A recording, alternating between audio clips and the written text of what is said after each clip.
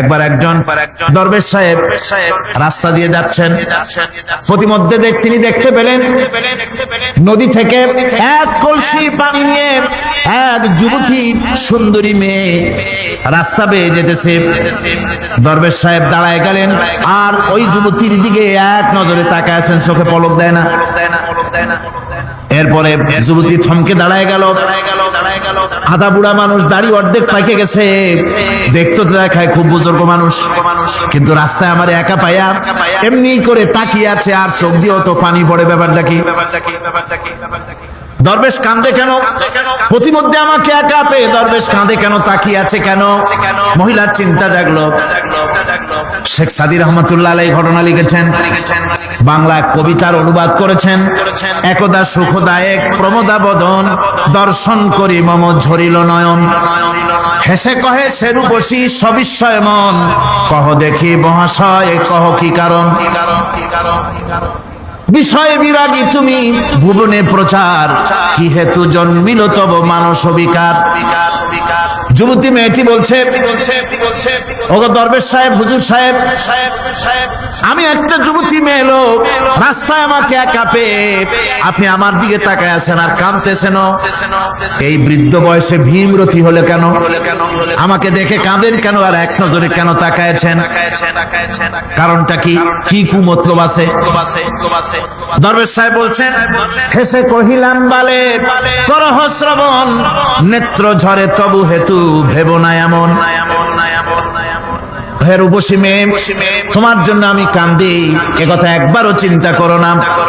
যে শিল্পী রচিল এই সুধাংশু বদন, তাহার তরে ঝরে নেত্র নয়নে জীবন। তোমার প্রেম পাওয়ার জন্য তোমাকে দেখে লোবাতুর এবং কামুক হয়ে তোমার দিকে তাকায় কান্দি, একবারও ভেবো না। আল্লাহর কসম আমি কাঁদতেছি, তোমার এত সুন্দর স্বাস্থ্য আর চেহারা যে আল্লাহ রাব্বুল আলামিন বানায় দিলেন, না জানি সেই আল্লাহ কত সুন্দর। যার সৃষ্টি এত সুন্দর সে আল্লাহ রাব্বুল আলামিন না জানি কত সুন্দর। আল্লাহ পাক সেই সুন্দর আল্লাহ রাব্বুল আলামিনকে দেখার তৌফিক যেন আমরা পাই। জোরে কর আমিন, আরো জোরে বলেন আমিন। আল্লাহ পাক বলছেন, আমি সুন্দর করে সব তৈরি করে দিয়েছি। বুঝবে তারা যারা চিন্তাশীল, যারা গবেষণা করে। ইন্না ফি খালকিস সামাওয়াতি ওয়াল আরদি ওয়া ইখতিলাফিল লাইলি ওয়ান নাহার লাআয়াতিন লিউলিল আলবাব। নিশ্চয়ই যারা নাকি জ্ঞানবান, তারা রাত এবং দিনের পরিবর্তন, আকাশ এবং জমিনের সৃষ্টি ইত্যাদির ব্যাপারে, এই সৃষ্টি নৈপুণ্যতার ব্যাপারে তারা চিন্তা করে, গবেষণা করে। রাত এবং দিনের পার্থক্য মানুষের জীবনকে জীবন পদ্ধতিকে দুই ভাগে বিভক্ত করেছে, রাত এবং দিন। দেখেন আল্লাহর রহমত এবং কুদরত সব জায়গায়। রাত এবং দিন মানুষের জীবন চলার পথকে, জীবন পদ্ধতিকে কয় ভাগে ভাগ করেছে? দুই ভাগ। আল্লাহ পাক বলেন, ওয়াজআলনাল লাইলা লিবাসান ওয়াজআলনান নাহারা মাআশা। আমি রাতকে করেছি শান্তির বাহন, রাতকে করেছি আচ্ছাদন, শান্তির বাহন, আর দিনকে করেছি রোজগার করার জন্য। দিনের বেলায় রোজগার করবে, কামাই রুজি করবে, কল কারখানায় যাবে, খেতে খামারে যাবে, অফিস আদালতে যাবে, কাজ কাম করবে। এ কাজ করে করে শরীরের ভিতরে ক্লান্তি আসে, অবসাদ এসে যায়। আল্লাহ রাব্বুল আলামিন বলেন, আমি আবার রাত বানালাম। ওই রাতের বেলায় মানুষ যখন ঘুমায় যায়, এই ঘুম তার সমস্ত অবসাদ আর ক্লান্তি দূর করে দিয়ে সকাল বেলায় আবার তাজা মানুষ করে সমস্ত একেবারে পরিপূর্ণ কর্মক্ষম একজন মানুষে তাকে পরিণত করে দেয়। রাতটাকে আচ্ছাদন করে দিয়েছি, দিনের কোলাহল মুক্ত রাত। সূর্যের আলোর ঝলকানি, তীব্র আলো নাই, চিৎকার নাই, আওয়াজ নাই। রাতের একটি অন্ধকার চাদর পরিয়ে দিলাম এই পৃথিবীর উপরে। রাতের একটি অন্ধকার চাদর পৃথিবীর উপরে পরিয়ে দিলাম। কোলাহল মুক্ত পৃথিবী। এখন সূর্যের তীব্র আলো আর নাই। এখন আরামে তুমি ঘুমিয়ে যাও, ঘুমাও, আবার সকালবেলা উঠে তুমি কাজ করবে। আল্লাহ পাক বলেন, আমি এভাবে ওয়ামির রাহমাতিহি জাআলা লাকুমুল লাইলা ওয়ান নাহারা লিতাসকুনু ফীহি ওয়া লিতাবতাগু মিন ফাদলি। আল্লাহর রহমতের ভিতরে এটাও রহমত, আল্লাহর করুণা, আল্লাহর দয়া। যে তিনি দিনকে করেছেন রুজি কামার জন্য, রাতকে করেছেন তিনি তোমাদের জন্য ঘুমাবার জন্য, বিশ্রামের জন্য। এই ব্যবস্থা আল্লাহ রাব্বুল আলামিন করেছেন, যিনি তোমাদেরকে দুপুর বেলায় বিকেল বেলায় তোমাদেরকে অবসাদ গ্রহণের জন্য, আরামের জন্য দুপুর এবং বিকাল সকাল ইত্যাদি তৈরি করেছেন। কোরআন শরীফের ভিতরে আল্লাহ পাক এই সমস্ত কথাগুলি ব্যাখ্যা সহকারে বলে দিচ্ছেন যে আমার রহমত ওয়াসিআত রাহমাতি কুল্লি শাই, সমস্ত জিনিসের চতুর্দিকে তুমি যেখানে আছো তার চতুর্দিক আকাশ এবং জমিন আমার রহমত তোমাকে ঘিরে রেখেছে। এই কোরআন নাযিল করেছেন সেই আল্লাহ, সেই রহমান, যার দয়া সর্বত্র ছড়িয়ে আছে। আল্লাহ পাক বলছেন এরপরে তোমাকে সৃষ্টি করলাম, জমিন সৃষ্টি করলাম খাবারের জন্য। আমার রহমতের বিষয়টা দেখো, আমি এমন দয়াবান, এমন মেহেরবান। এবার তোমার খাবারের জরুরত হলো তুমি কি খাবে, সেজন্য এই জমিনে ফসলের ব্যবস্থা আমি আল্লাহ করেছি। জোরে বলেন সুবহানাল্লাহ। জমিন শুকায় গেছে,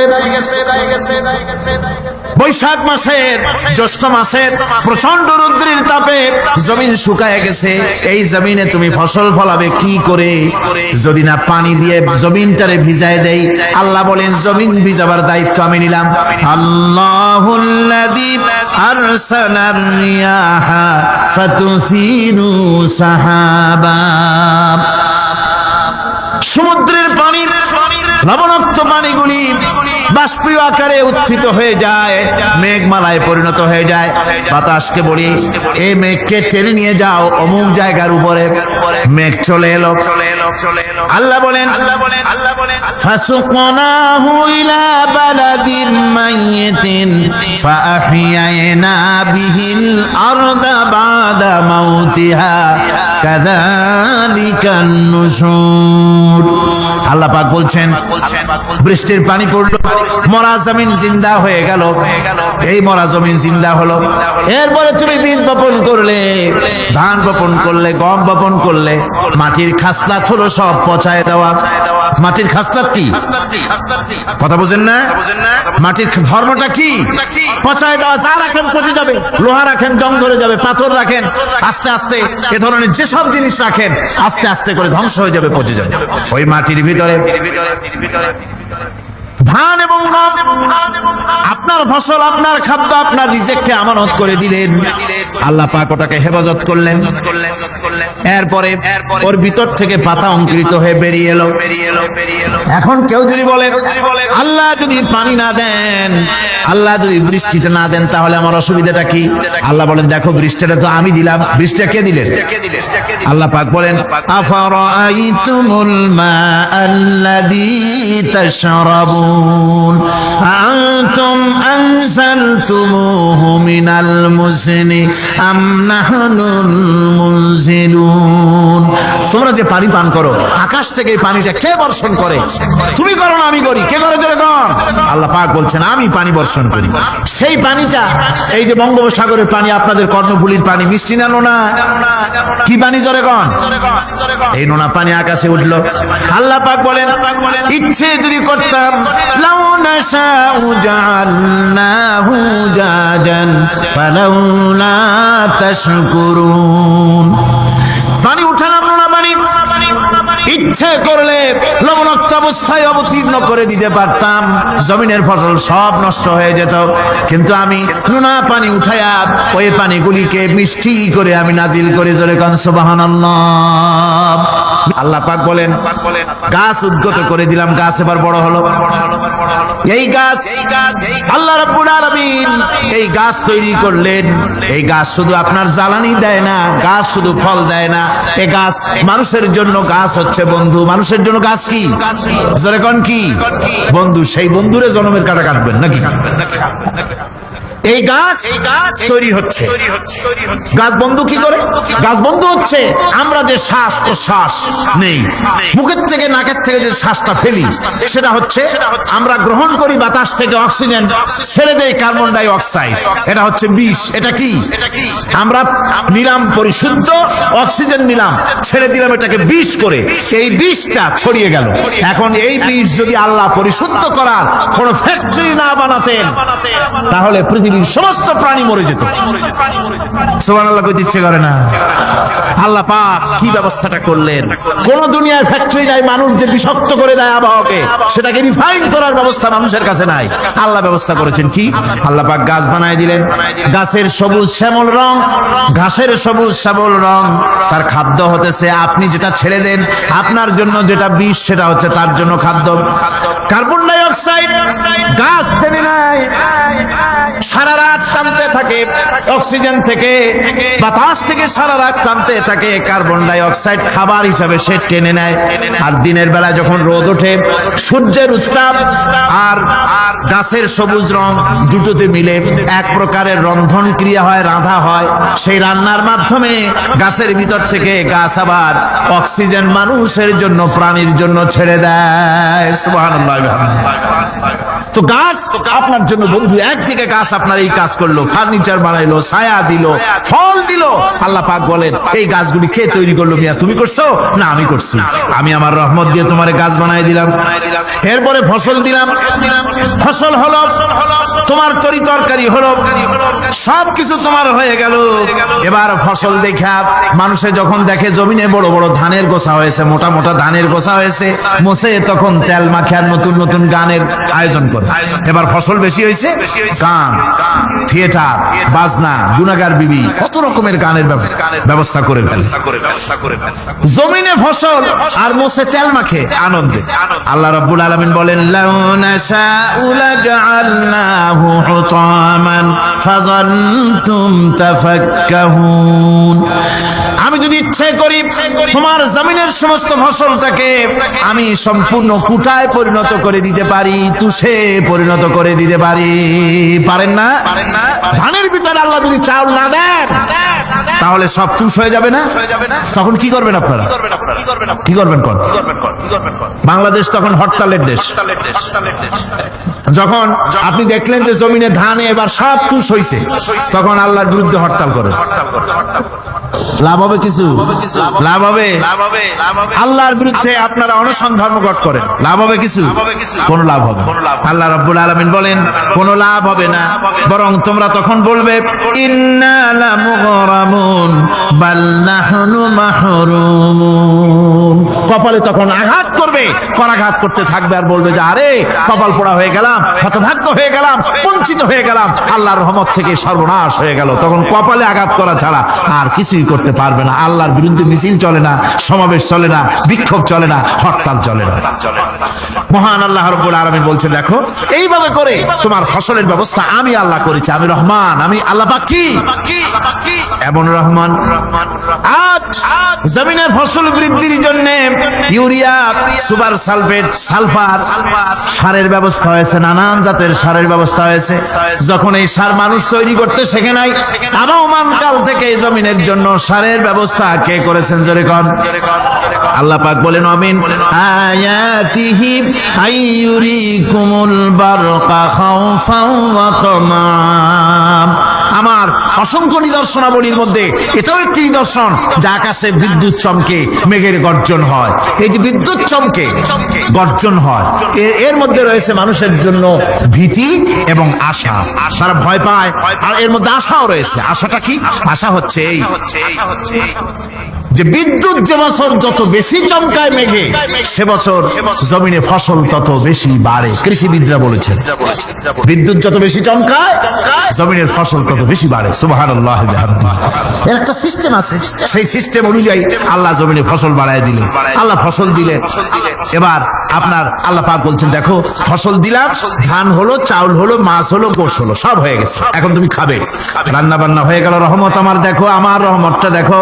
এ কোরআন শিখাইছেন সেই আল্লাহ রাব্বুল আলামিন, যার নাম রহমান। জোরে বলেন তার নাম কি? রহমান। চাউল হয়ে গেছে, চাউল তো শুধু ভর্তা বানায় খাওয়া যাবে না, ভাত হয়েছে, আটা দিয়া রুটি তৈরি হয়েছে, কি দিয়া খাবেন? আল্লাহ রাব্বুল আলামিন আপনার পুকুরের ভিতরে মাছ দিয়া দিলেন, জন্তু জানোয়ার দিলেন, চার পায়া জানোয়ারের গোশত হালাল করে দিলেন, পাখির মাংস আল্লাহ রাব্বুল আলামিন হালাল করে দিলেন। এখন মাছ হলো, গোশ হলো। মাছ আর গোশ সিদ্ধ করে খাওয়া যাবে? জোরে বলেন যাবে? যাবে না। তার গন্ধ নষ্ট করতে হবে আর সুঘ্রাণ সৃষ্টি করতে হবে। এই গন্ধ নষ্ট করে সুঘ্রাণ সৃষ্টি করার জন্য লবঙ্গ তৈরি করলেন কে? কথা কন না কেন? এলাচি কার? দারচিনি কার? লবণ কার? মরিচ কার? হলুদ কার? পেঁয়াজ কার? সুবহানাল্লাহ। এত নিয়ামত আল্লাহ রাব্বুল আলামিন বলেন ওয়া ইন তাউদ্দু নি'মাতাল্লাহি লা তুহসুহা। আমার নিয়ামত গণনা করে করে আমার নিয়ামত গুণে শেষ করতে পারবে না, এত নিয়ামত আমি দান করেছি। এরপরে তরি তরকারি হলো, মাছ গোশ খেতে খেতে অস্থির হয়ে যাবে, তারপরে তরি তরকারি দিলাম, শাক সবজি দিলাম, সবকিছু আমি আল্লাহ রাব্বুল আলামিন দিয়েছি। আমার নাম রহমান, তোমার সমস্ত প্রয়োজন আমি দিয়েছি, মিটাই দিয়েছি। এবার তরি তরকারি হলো আর মানুষ তরি তরকারি খাইলো, আল্লাহ শুকর আদায় করলো না। শুকর আদায় করে না।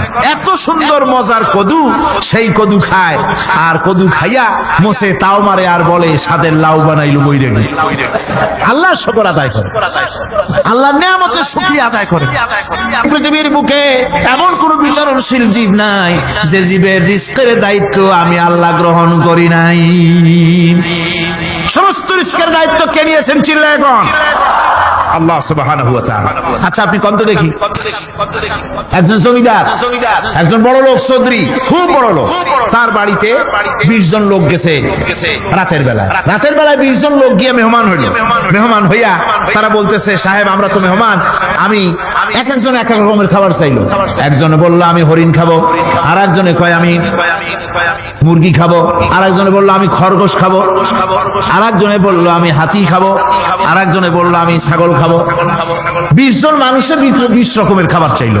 একজনে কয় বোয়াল মাছ খাবো, আর একজনে কয় রুই মাছ খাবো। 20 জনে 20 রকমের খাবার দাবি করলো। বলেন জমিদার তো বাড়িদারে, জমিদারের বাপ, সেও কি পারবে 20 জনকে 20 রকমের খাবার পরিবেশন করতে? কোন প্রস্তুতি ছাড়া পারবে? কোন প্রস্তুতি ছাড়া, কোন প্রস্তুতি ছাড়া জমিদার হোক রাজা বাদশাহ হোক 20 জন মানুষের খাবার 20 রকমের দিতে পারে না। আর আল্লাহ এমন রহমান, এই পৃথিবীর লক্ষ কোটি কোটি জাতির প্রাণীকে কোটি কোটি রকমের খাবার আল্লাহ রাব্বুল আলামিন পরিবেশন করতেছেন। সাপের খাবার একরকম, ব্যাঙের খাবার আর এক রকম। ব্যাঙে যা খায় সাপে তা খায় না, সাপে যা খায় ব্যাঙে তা খায় না। হাতির খাবার, গন্ডারের খাবার, ভল্লুকের খাবার, বাঘের খাবার, সিংহের খাবার, মানুষের খাবার, ছাগলের খাবার, মুরগির খাবার, মশার খাবার, সারপোকার খাবার, সমস্ত খাবার ভিন্ন ভিন্ন।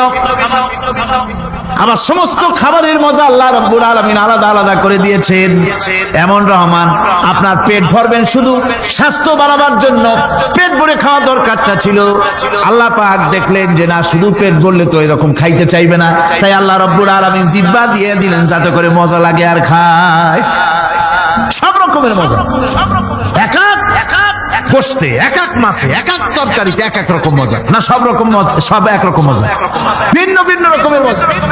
আল্লাহ পাক বলেন আমি রহমান, দেখো আমি কিভাবে খাওয়াই। ওয়া কাইয়্যিম মিন দাব্বাতিন লা তাহমিলু রিজকুহা আল্লাহু ইয়ারযুকুহা ওয়া ইয়্যাকুম। এই পৃথিবীতে এমন অনেক বিচরণশীল জীব আছে যে প্রাণীরা নিজের জন্য কোনো সঞ্চয় করে না, সঞ্চয় করে শুধুমাত্র পৃথিবীর মানুষ। আর পিঁপড়ায় কিছু সঞ্চয় করে। অন্যান্য বহু প্রাণী আছে যাদের কোনো সঞ্চয় নাই। কি বলেন, পাতিশিয়ালের কোনো ব্যাংক অ্যাকাউন্ট আছে নাকি? না। শীতের মৌসুমে পাতিশিয়াল আসা ব্যাংকের ম্যানেজারকে বলে না যে কয়েকটা মুরগি আনছি, আমার নামে একটা অ্যাকাউন্ট ওপেন করো, বৃষ্টির সময় আমি যেন ওগুলো উঠাইয়া পাইকারি ধরে খাইতে পারি। ওর কোনো খাবার নাই, সঞ্চয় নাই, এ ধরনের পাখির সঞ্চয় নাই, পশুর সঞ্চয় নাই। মহান আল্লাহ রাব্বুল আলামিন তিনি বলছেন সকাল বেলায় পাখি তার বাসা দিয়া ক্ষুধার্ত পেট নিয়ে পাখিগুলি উড়ে চলে যায়। সাপ তার গর্ত থেকে বের হয় খালি পেটে, পাতি শ্রীগল খালি পেট নিয়ে গর্ত থেকে বেরিয়ে যায়। তিমির মতো অত বড় প্রকাণ্ড প্রাণী, হাতির মতো প্রকাণ্ড প্রাণী, গরিলা, শিম্পাঞ্জি, ওরাংউটান, পিঁপড়া থেকে থেকে শুরু করে নিয়ে প্রকাণ্ড তিমি পর্যন্ত সমস্ত প্রাণীগুলি সকালবেলায় খালি পেটে বেরিয়ে যায়। সারাদিন ঘোরাঘুরির পর আল্লাহ সুবহানাহু ওয়া তাআলা বলেন, সন্ধ্যাবেলায় সমস্ত প্রাণীর পেটগুলি ভরে আমি আল্লাহ তাদের বাসায় ফিরাইয়া দেই। আমি রহমান, এভাবে করে আমি আল্লাহ রাব্বুল আলামিন খাবারের বন্দোবস্ত করি, পড়ার বন্দোবস্ত করি, থাকার ব্যবস্থা করি। ইয়া আইয়ুহান নাসু যকুরু নি'মাতাল্লাহি আলাইকুম হাল মিন খালিকিন গায়রুল্লাহ ইয়ারযুকুকুম মিনাস সামাই ওয়াল আরদ। ও পৃথিবীর মানুষেরা, ওই আল্লাহর স্মরণ করো, আল্লাহর নিয়ামতের শুকরিয়া আদায় করো যে আল্লাহ তোমাকে আকাশ থেকে জমিন থেকে রিজিক দেন। ওই আল্লাহ ছাড়া আছে কি কেউ যে তোমাকে আকাশ থেকে রিজিক দেয়, জমিন থেকে রিজিক দেয়? লা ইলাহা ইল্লা হুয়া ফান্না তুফাকুন। ওই আল্লাহ ছাড়া কোনো ইলাহ নাই, কেন তোমরা বিভ্রান্ত হও? সেই আল্লাহর দিকে ফিরে আসো। আল্লাহ পাক বলছেন, মুমিন উদখুলু ফিস সিলমে ষোলো আনা দাখিল হও। আমাকে যখন মেনেছো, আমার সামনে মাথা নত করে দাও। কারো কাছে কিছু চাইও না, চাইবা কার কাছে? চিল্লায় কর, আল্লাহর কাছে চাও। তিনি কি তোমাকে দিতে অক্ষম? বলেন, তিনি কি অক্ষম? যদি অক্ষম না হন তাহলে আপনারা বাজারে যান কেন? মাজারগুলিতে আমার দেশের লোকেরাই মাজারগুলি ব্যবসা বাজায়, ব্যবসা বড় করে দিয়েছে, ঠিক কিনা? ঠিক কিনা? মাজারের ব্যবসা আর তথাকথিত বিদআতপন্থী লোকেদের ব্যবসা। নিজেকে কেউ তো নিজেকে পীর বানিয়েছে বড় রকমের। সব পীরের আমি কিন্তু সমালোচনা করি না, আমার দেশে হক্কানি পীরেরা নিশ্চয়ই আছে। কান আলহামদুলিল্লাহ, বলেন আলহামদুলিল্লাহ। আমি যখনই পীরের কথা বলবো আপনারা অবশ্যই বুঝে নেবেন আমি পাইকারি দরে বলি না, হক্কানি পীর নিশ্চয়ই আছে। আমি বলি ব্যবসায়ী পীরের কথা। কার কথা? কেউ তো নিজেকে নাম, নিজের নামটা লেখায় এমন ভাবে নাম তালাশ করে খুঁজে পাওয়া যায় না। ইমামুল আইম্মা, জামানার মুজাদ্দিদ, সিরাজুস সালিকিন, মিসবাহুল আরিফিন, সিয়াহে দামদাম, মুহিব্বে বান্দান, কুতুব, বিশাল নামের লকব, নাম খুঁজে পাওয়া যায় না। আছে না?